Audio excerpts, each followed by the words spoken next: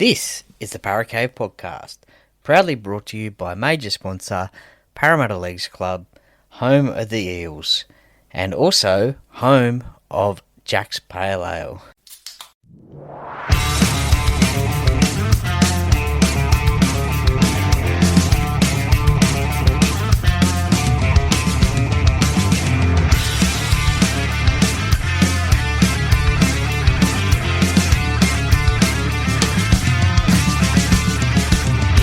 Welcome to another episode of the Paracave Podcast. And now over to your host, Troy Warner, broadcasting live from the world-famous Paracave.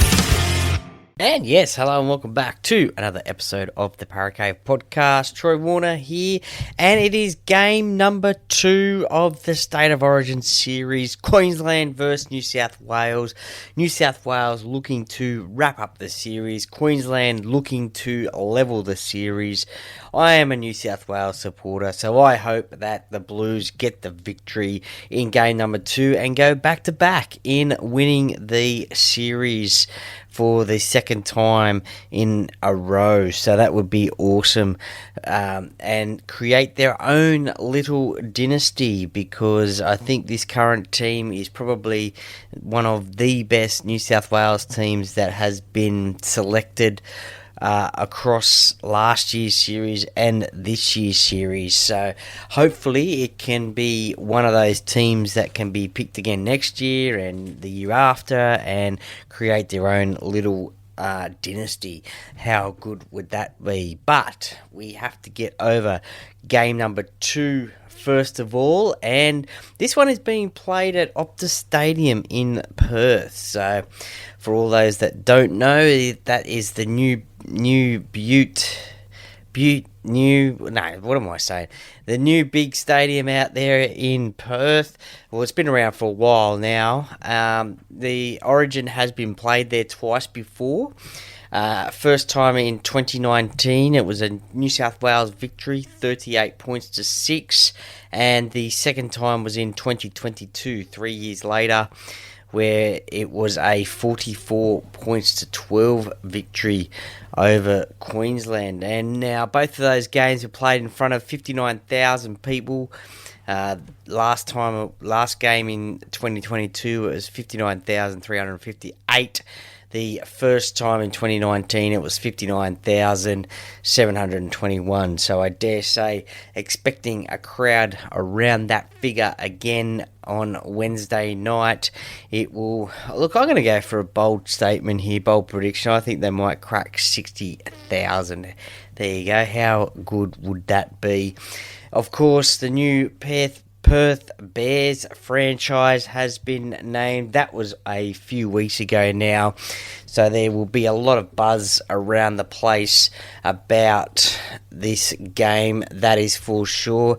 According to Connor Watson, who was on NRL 360 tonight, not much...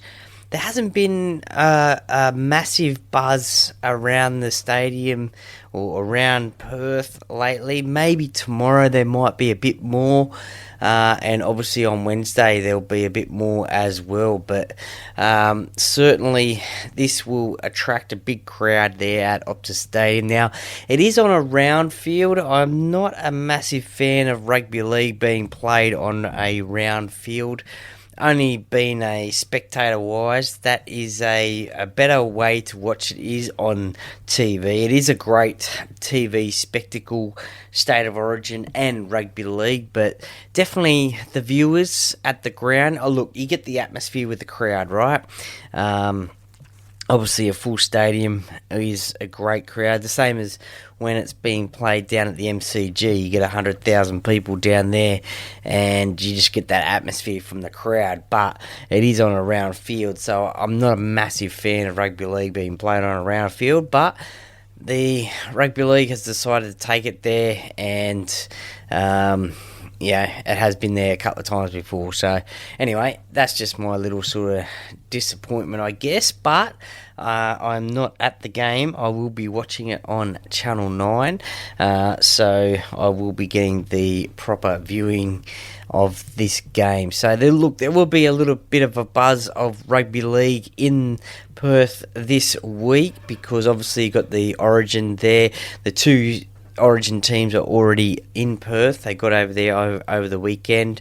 And also on Saturday at HBF Park, which is also in Perth, the Dolphins are playing the Newcastle Knights. So that is a rectangle field, and that's probably where the Perth Bears will be playing out of. So a couple of rugby league games being played there. Obviously the big State of Origin game and a NRL game. So pretty handy for Kalen Ponga and the Hammer, who both play for the Dolphins and Knights. They can just stay in Perth, and they may or may not back up for their teams. We'll just have to wait and see for next in the next couple of days after this game. But that is NRL. This is State of Origin. Let's get to the team lineups. And look, the team lineups, we'll start off with the Queenslanders. Not that I really care about the Queenslanders, because I am a New South Wales supporter, and it is Kalen Ponga, Xavier Coates, Robert Toya, Valentine Holmes, Hamiso Tabuai-Fidow, Cameron Munster, and he is the captain, the new Queensland captain, with Daly Cherry Evans being dropped from this team. Tom Dearden is the halfback. It is his first game at halfback for the Queensland Maroons. Mo Fotuaika, Harry Grant, Tino Fasil Malawi, Ruben Cotter, Kurt Capewell comes into the team. Trent Liero has been named at lock. He was on the bench last game. Kurt Mann has been named as number 14 to make his debut. I believe 32 years old. Congratulations to him on making his State of Origin debut. Lindsay Collins, Jeremiah Nanai and Pat Carrigan on the interchange bench. A controversial 18th player, Ezra Mam, has been named by Billy Slater as the 18th man. Jack Howarth, 19th, and Corey Horsburgh, the 20th. I guess you could say man. Billy Slater is obviously the coach of the Queensland Maroons. Now, to the New South Wales Blues. Unfortunately, Mitch Barnett is out of this side. He suffered an ACL injury against the South Sydney Rabbitohs a few weeks ago now. I think that was after Origin number 1. So about 3 weeks ago now, which is a big blow for New South Wales, but also for the New Zealand Warriors. But we'll start at the top. Dylan Edwards, Brian To'o, who has been under a little bit of a injury cloud. They did have Jacob Carraz in camp sort of covering for Brian To'o, but Brian is fit to play. Stephen Crichton, Latrell Mitchell, Zach Lomax. The number 6 is Jerome Luai. Now, Mitchell Moses, he was initially named on the I think it was Monday, but unfortunately he has succumbed to a calf injury. So not only bad news for the New South Wales Blues, but also the Parramatta Eels as well, because it is expected he will be out for 4 to 5 weeks. So not what Eels fans like myself wanted to hear.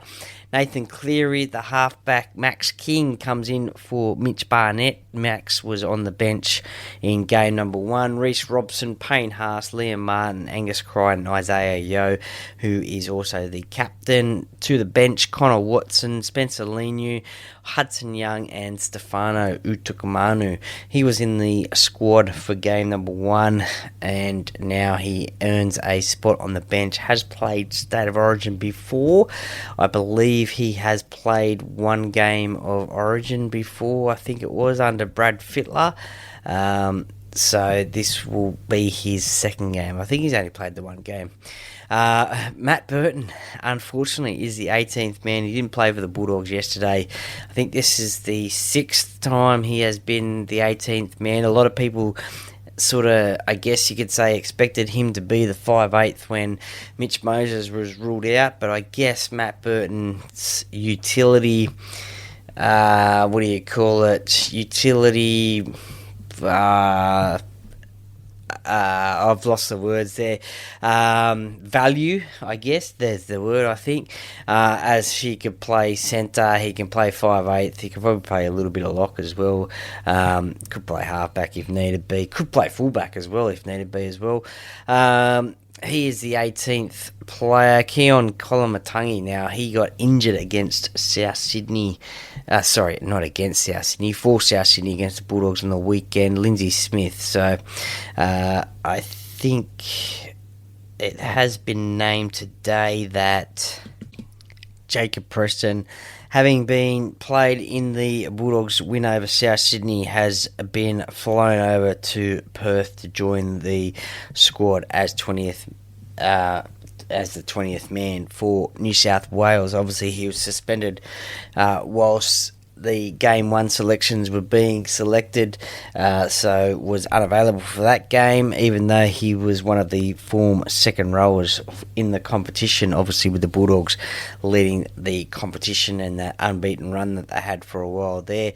They are coached by Laurie Daly. Now, the last game that was played at Optus Stadium, as I mentioned, was in 2022.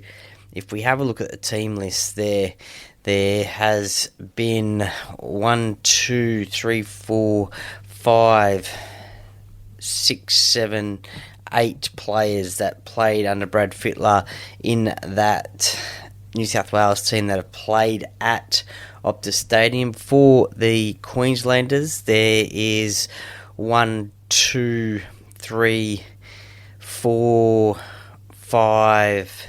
6, 7, 8, 9 players that have played under Billy Slater in that game. So, look, 8 and 9 players that have played at Optus Stadium before, so they have a little bit of a feel for that ground. Now, on that night, Nathan Cleary scored 2 tries. Matt Burton, he was actually playing in the centres on that occasion. He got a try. Angus Crichton, Jerome Luai, Brian Toto, Daniel Tupou, and Nathan Cleary 8 from 8. So that was a big victory there. So does that make it any different for this game with players that haven't or have played at this arena? Probably not. Look, both teams will obviously have a run out at Optus Stadium.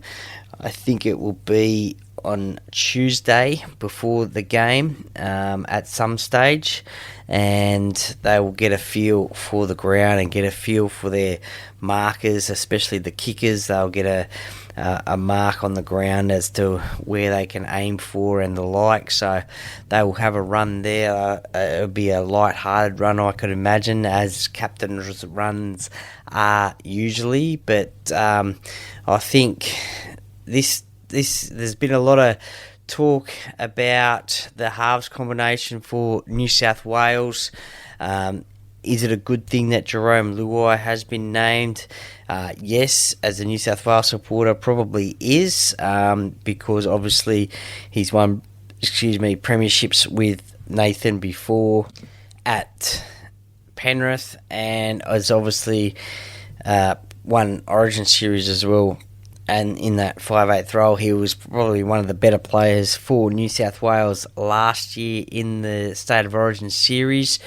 Obviously, Brian Toto, Dylan Edwards, Isaiah Yeo, Liam Martin are his teammate or former teammates at Penrith, so he's got a little bit of a connection there.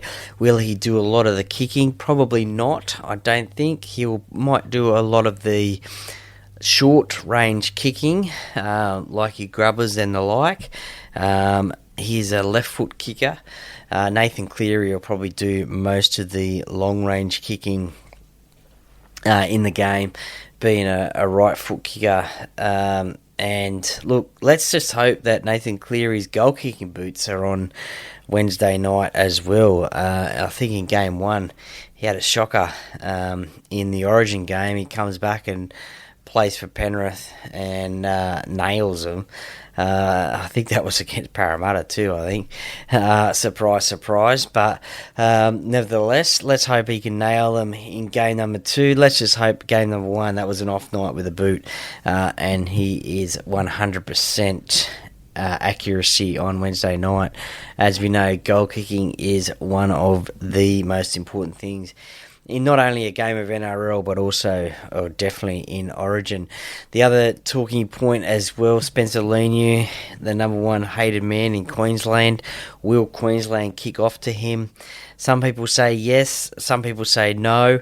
Some people say yes to get Queensland's credibility back, as in game number 1 they didn't kick off to him, and wasn't Spencer upset? I think he ended up taking the second or third hit up in that set when they didn't kick off to him. But look, I reckon it'd be great theatre for the game. I mean, we have seen Danny Badiris take on Shane Webke off a kickoff. We've seen, obviously, in Clubland, we've seen Chief Harrigan and Mark Spud Carroll do it as well.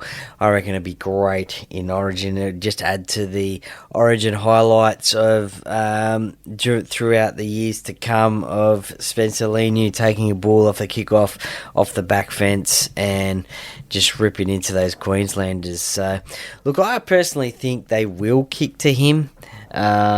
Because I think they probably have a point to prove. A lot of people have said, especially Queenslanders have said, it depends on how the game is going, whether they will or won't kick to him. And probably in the first game, it was probably a bit of a momentum swing to New South Wales and gave them confidence, I guess, that they didn't kick to him off the kickoff.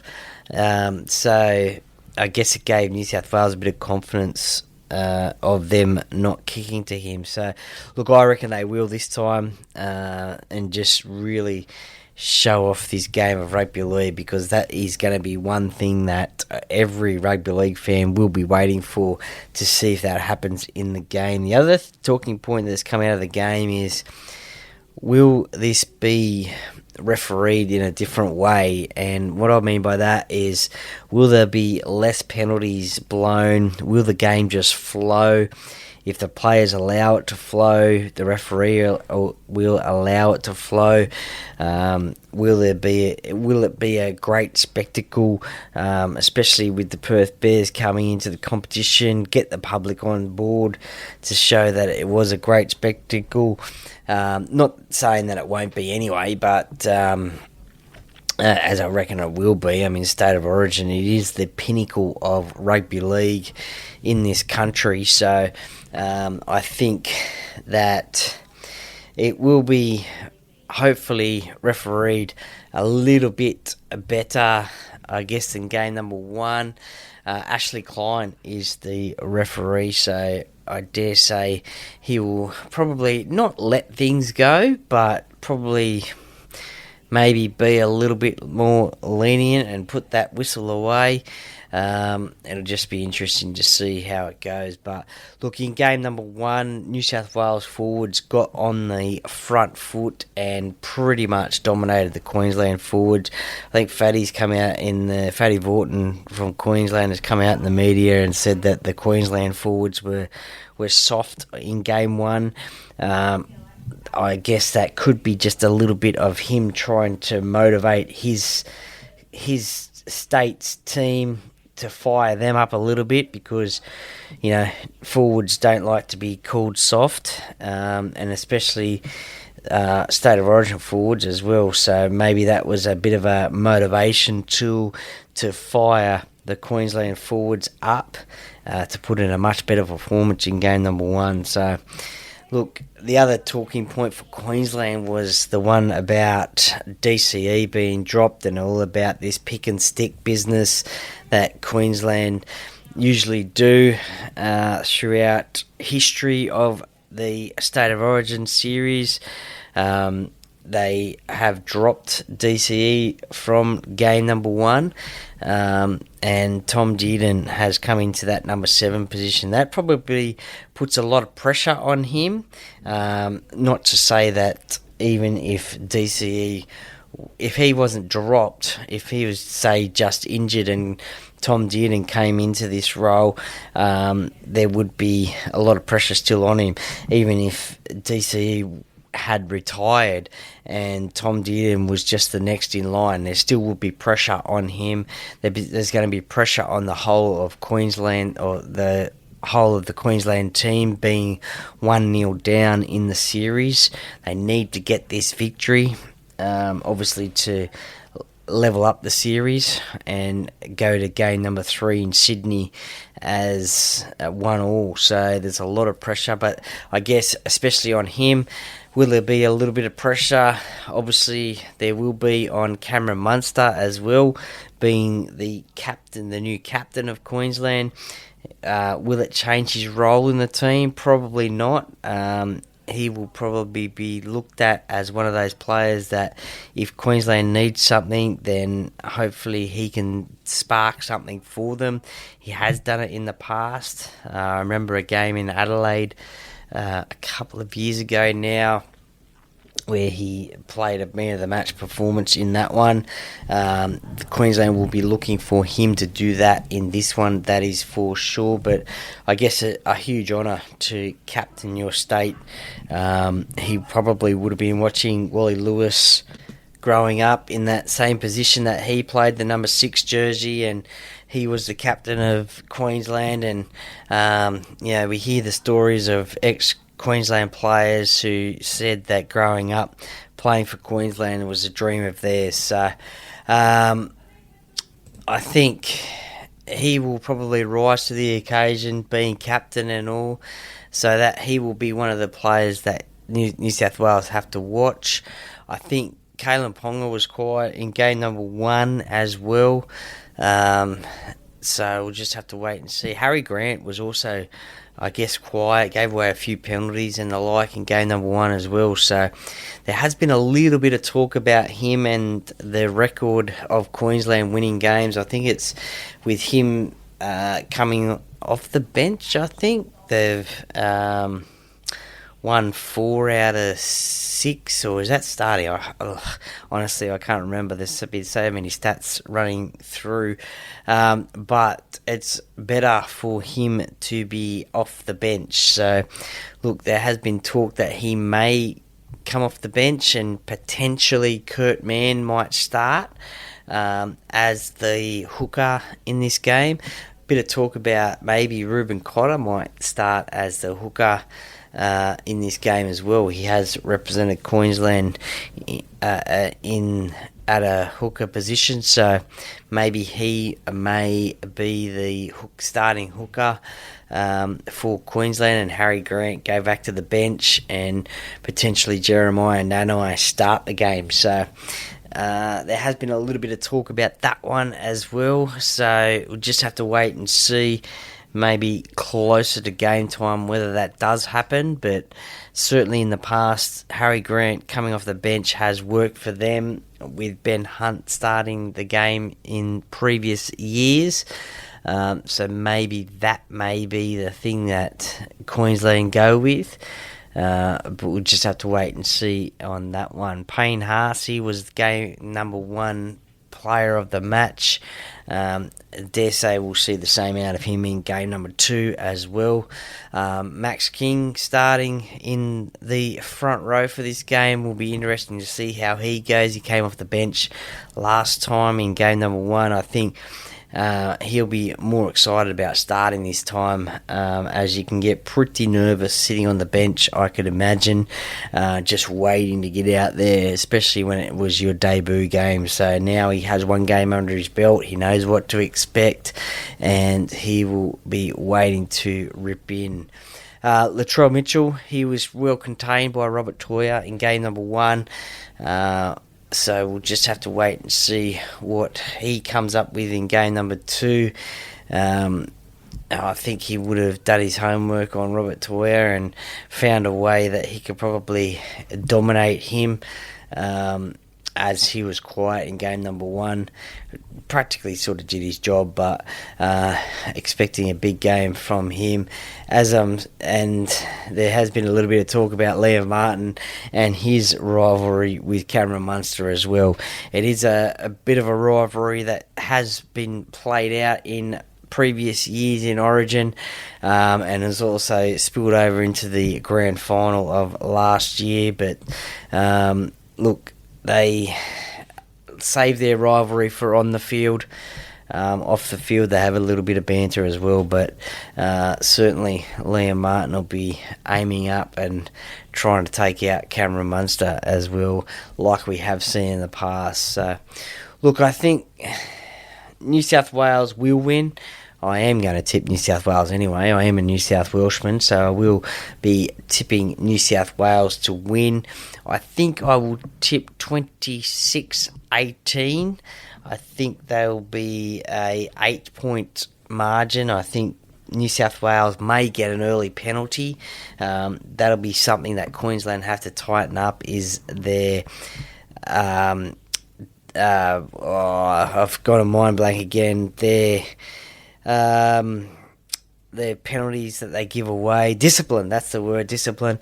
They'll have to tighten up their discipline, because they gave away a few penalties in game number 1, which really helped New South Wales march down the field easier and score points. So they'll have to tighten up their discipline, but I think it will be 26-18. And as I said, I think New South Wales will get an early penalty in this game. I think that could be potentially the first scoring option in this game. I think a penalty goal to New South Wales just to get the scoring underway. For a first try, I think we will see... I usually say a wingers. I think Brian Toto and Zach Lomax are special for tries, but I'm going to say Stephen Crichton for a first try. He played really well in game number 1. Obviously, that try assist to Zach Lomax for one of his tries, and it's pretty dangerous out in that edge. He went into the game with a injury cloud in game number 1, but came through it and had a great game. This time around, he should be fighting fit, and I think he will get the first try in the game. Don't really have a bold prediction, but there you go, a score prediction and a bold prediction could be the penalty goal as the first scoring play of the game. Stephen Crichton as the first try scorer. Look, it is State of Origin. I cannot wait for it. Game number 2. Let me know where you will be watching this game from, and look, even if it's at home, let me know how you celebrate by watching State of Origin football. Is there a special dinner that you have? Do you have like party pie, sausage rolls? Is it a pizza dinner that you have? Let me know what you do. Is it hot dogs, pies, sausage rolls, Chinese maybe even? I don't know. What is your game day feed that you have for a State of Origin game? Let me know. For me personally, I probably usually try and go for a pizza and a couple of Tui's News, which are the sponsor of the sleeve sponsor for the New South Wales Blues. So that is my probably game day choice. Sometimes I do go for the party pies and sausage rolls as well, but let me know what your game day feed is, and let me know where you'll be watching the game from. I know there is a couple of listeners over there in Perth that listen to the podcast, so let me know if you are going to the game and would like to get some updates from the game as well. That'd be great. I think I will be doing part of a live stream of the game with the ET Stand podcast. The Cronulla boys there are doing a State of Origin podcast, so I will be, I think, part of their live stream at some stage just after halftime, I think. So stay tuned from that one. There'll be more details on the Instagram page. I'll post those ones up as well when I get more details on that one. Look, thank you very much for listening to this State of Origin. It is game number 2. It is just around the corner. Cannot wait. I am counting down the hours. It is, as I said, the best football you can watch. Go the Blues. Let's get that series victory. Let's get 2 series wins in a row. And let's go to Sydney 2-0 up and go for that clean sweep. The Para Cave podcast, by the fan, for the fans. Go the Blues!